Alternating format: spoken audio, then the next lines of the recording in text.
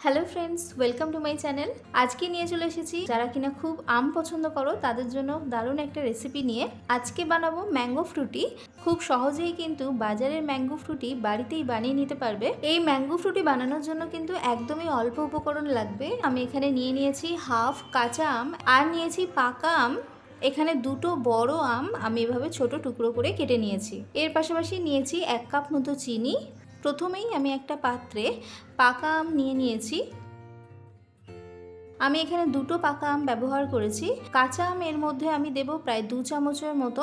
আমি হাফ কাঁচা আম কুচি করে রেখেছিলাম, তার থেকে আমি 2 চামচ মতো দিয়েছি। এবারে আমি এর মধ্যে দিয়ে দিলাম 1 কাপ চিনি আর দিয়ে দেব প্রায় 1.5 কাপ মতো জল। জলটা দিয়ে আমি গ্যাসটা অন করে দিয়েছি। এবারে গ্যাসটা প্রথম 1 মিনিট আমি জোরে দিয়ে রাখবো আর একটু আমি মিক্সড করে নিলাম। এবারে আমটা সেদ্ধ হওয়ার জন্য আমি ঢাকা দিয়ে রাখলাম প্রায় 15 মিনিটের জন্য, আঁচটাকে একদম কমিয়ে রেখে। 15 মিনিট পর আমি এখানে ঢাকনা খুলে দিয়েছি আর দেখে নিচ্ছি যে আমটা সেদ্ধ হয়েছে কিনা। এখানে কিন্তু ভালো মতো আমটা সেদ্ধ হয়ে গিয়েছে।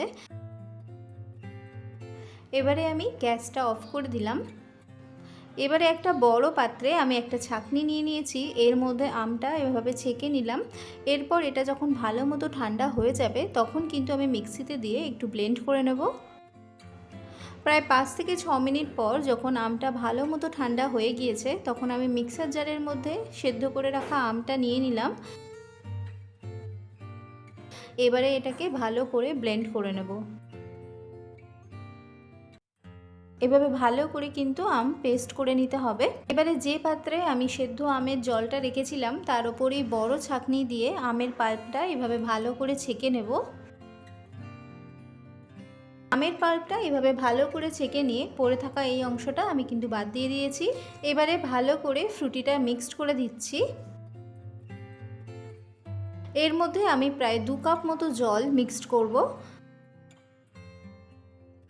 ফ্রুটি কিন্তু খুব বেশি পাতলা হবে না, তাই আমি কিন্তু 2 কাপ মতো এখানে জল মিক্সড করেছি। এবারে এটাকে ভালো করে মিক্সড করে দিয়ে আমি ফ্রুটি ফ্রিজে রেখে দেবো ঠান্ডা হওয়ার জন্য প্রায় 3 থেকে 4 ঘন্টার জন্য।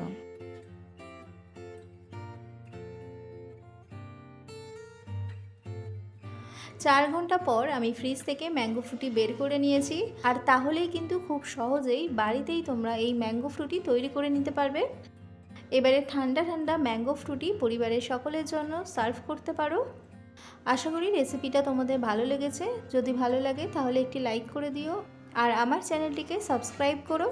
সবাই খুব ভালো থাকবেন। দেখা হচ্ছে পরবর্তী কোনো নতুন রেসিপির সাথে।